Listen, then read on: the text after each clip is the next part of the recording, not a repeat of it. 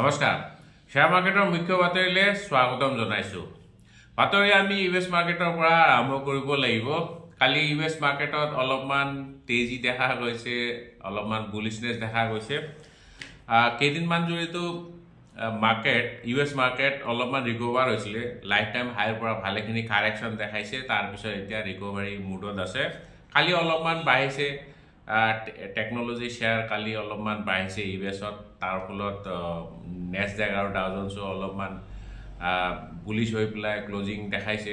0.6% মান ওপৰত গৈ পেলাই নেছডেক আৰু 0.4% মান ওপৰত গৈ পেলাই ডাও জোনছ ক্লোজিং দেখাইছে। আজি ৰাতিপুৱা নেছডেক ডাও জোনছ ফিউচাৰ্ছ এতিয়া পজিটিভ জোনতে ট্ৰেড কৰি আছে, ইমান বেছি পজিটিভ নহয়, তথাপিও পজিটিভ, আৰু এছিয়ান বজাৰৰ পৰা পজিটিভ সংকেতে দেখা পোৱা গৈ আছে। নিকে এতিয়া 0.8% মান ওপৰত ট্ৰেড কৰি আছে, কিন্তু গিফ্ট নিফটি একেবাৰে ফ্লেট 6-7 পইণ্টছ মান গ্যাপ ডাউন ওপেনিং ইণ্ডিকেট কৰি আছে। চ' আপুনি ফ্লেট বুলি ধৰিব পাৰে, হয়তো ওপেন হওঁতে হওঁতে ফ্লেটে হ'ব।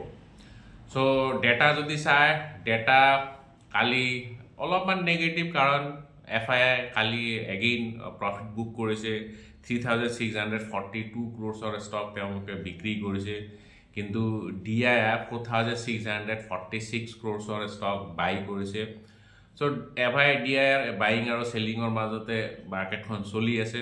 চ' যেতিয়ালৈকে দুই পাৰ্টিয়ে সহমত নহয়, একেলগে বাই নকৰে, তেতিয়ালৈকে আমাৰ মাৰ্কেট ওপৰলৈ যোৱাৰ চান্সটো অলপমান কমে দেখা গৈছে। চ' আমি এতিয়া কি কৰিব লাগিব?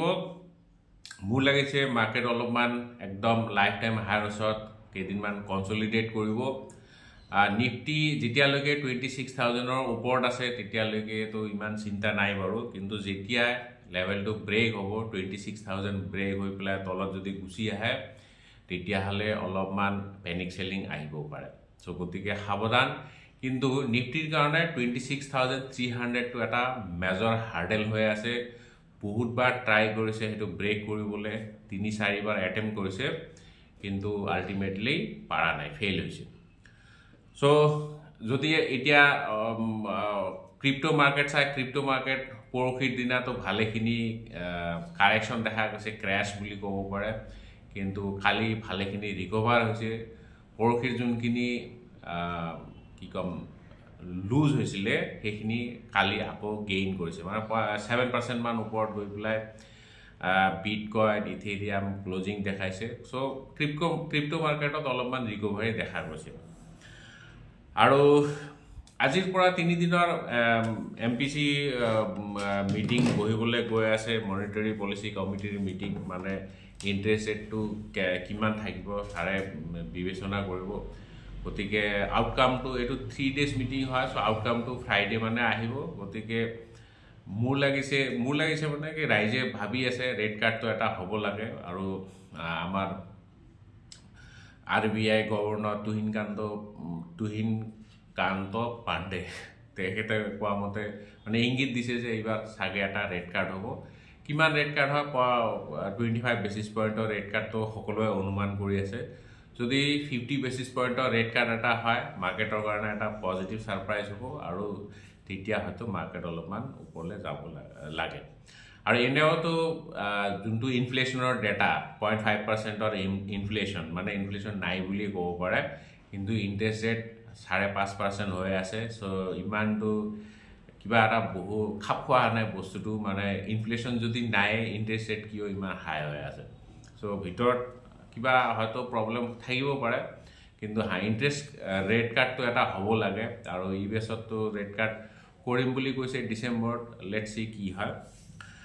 আৰু আজিতো এনেও IPO এটা ওলাবলৈ গৈ আছে, আমাৰ ইণ্ডিয়াৰ চবতছে ডাঙৰ কি ক'ম ই-কমাৰ্চ জাইণ্ট বুলি ক'ব পাৰে মিছোটো বহুতৰে ফেভৰেট হয়। মিছো IPO আজিৰ পৰা ওলাবলৈ গৈ আছে।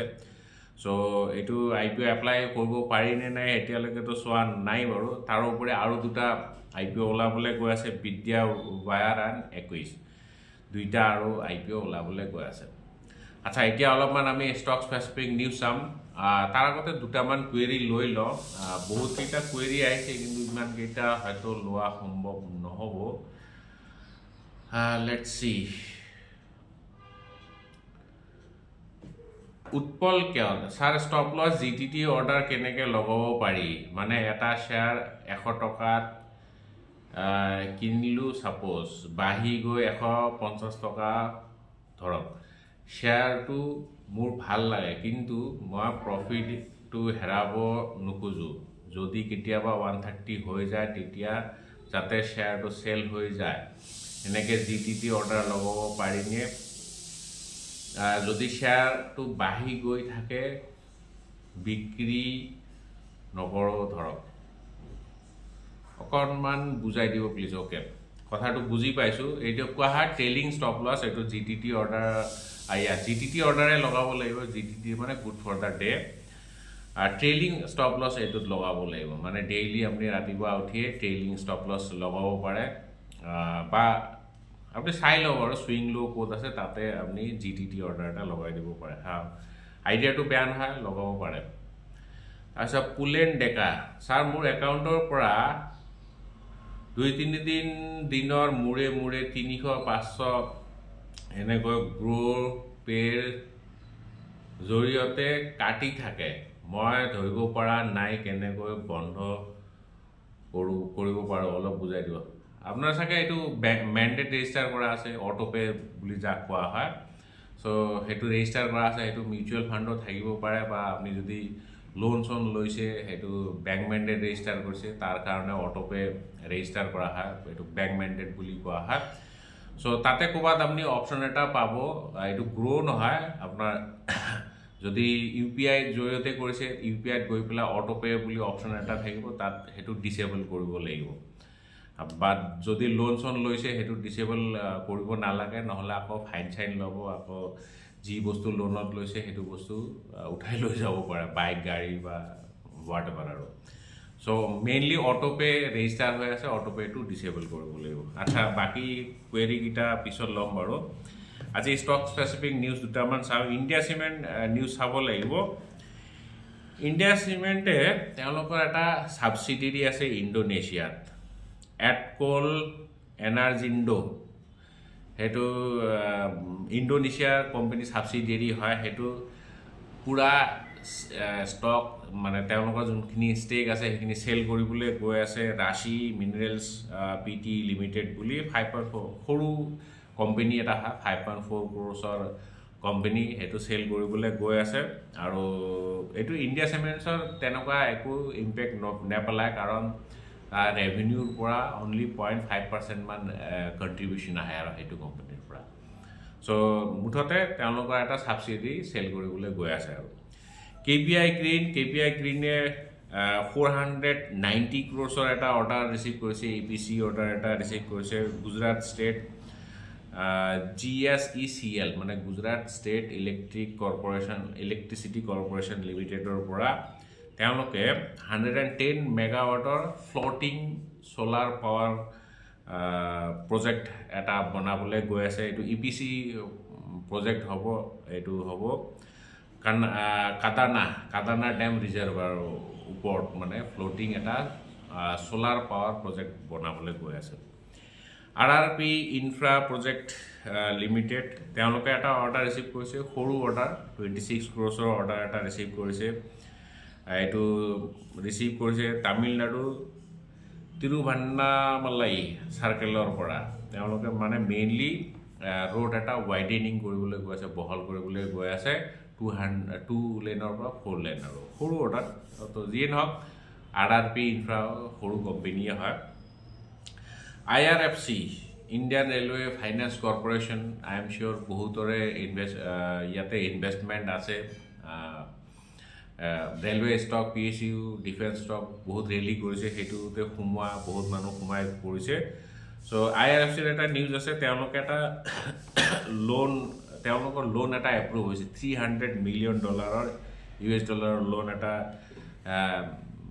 এপ্ৰুভ হৈছে ফ্ৰম SMBC মানে সুমিটোমো মিটছুই বেংকিং কৰ্পৰেশ্যন এইটো কিপ চিটি যোনটো গুজৰাটত আছে মানে গান্ধীনগৰ তাৰ পৰা সেইটো ব্ৰাঞ্চৰ পৰা তেওঁলোকে এটা লোন এপ্ৰুভ পাইছে আৰু এপ্ৰুভেল পাইছে চ' গতিকে IRFCৰ কাৰণে ভাল খবৰ লোন পাইছে আৰু লোনৰ 7.55% তেওঁলোকে লোন পাইছে, বহুত সস্তাতে লোন পাইছে।